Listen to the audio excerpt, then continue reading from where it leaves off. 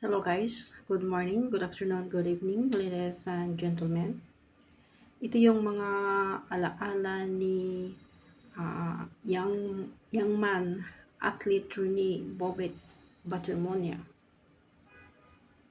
sa kanyang pangarap na makapunta ng Maynila para mabigyan ng magandang kinabukasan ng kanyang mga kapatid at magulang, pamilya. So, nagbaka sakali siyang pumuntang Maynila at bago siya umalis ng Maynila ay ito ang ginawa niya na makatulong sa kanyang pamilya, sa kanyang ina, sa ah, pang araw-araw na gastusin at saka sa pagtawid niya ng Maynila. So, basahin natin guys. Mga kitchen ni Rene Bobet Baterbonia, naging munting alaala ng kanyang sipag, pangarap at pagmamahal sa pamilya.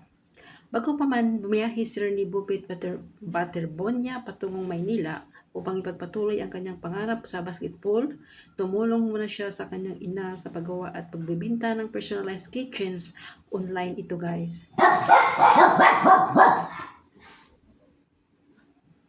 Sa isang Facebook Live, makikitang isa-isa niyang nilagdaan ang mga kitchen at nilagyan ng kanyang jersey number. Ayon sa kanyang pamilya, ibinibintan ang mga ito sa halagang 50 bawat isa bilang dagdag na tulong sa kanilang kabuhayan. Simple lang ang gawaing iyon, pinakita nito ang tunay na pagkatao ni Bubit, isang batang masipag, mapagmahal sa pamilya at hindi nahihiyang tumulong sa habang unti-unting naabot ang kanyang pangarap. Sa likod ng kanyang talento sa basketball ay isang anak na marunong magmalasakit, isang batang may pangarap at isang taong nanatiling mapagkumbaba kahit maraming humahanga sa kanya. Ngayon, ang mga kitchen na minsan ay simpleng paninda lamang ay naging mahalagang alaala, bawat pirma, bawat numero at bawat maliit na detalye ng tila paalaala ng isang batang lumalaban, nangarap, nagsikap at nagmahal ng buong puso.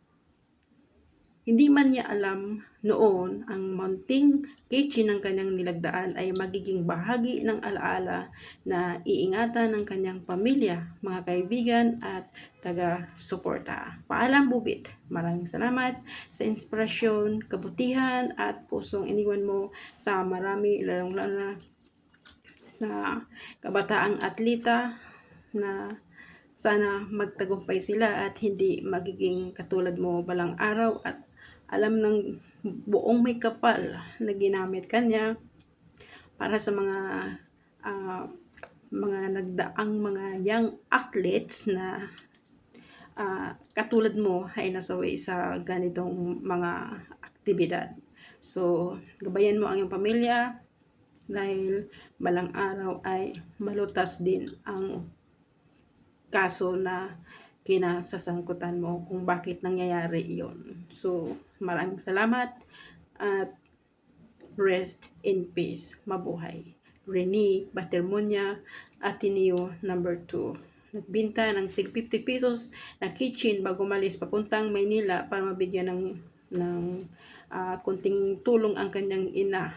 Pero ang nangyari sa kanya ay hindi maganda doon sa kaniyang pinupuntahan sa Maynila. So, paalam, Rene.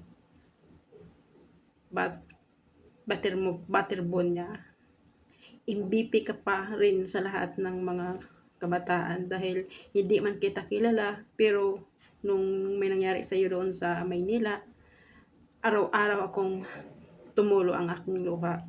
Dahil bakit ganito ang nangyayari sa isang batang nangangarap galing sa mahirap, pero bakit kinitil ang kanyang buhay dahil kahit sa ang anggulo, imposibleng mangyayari.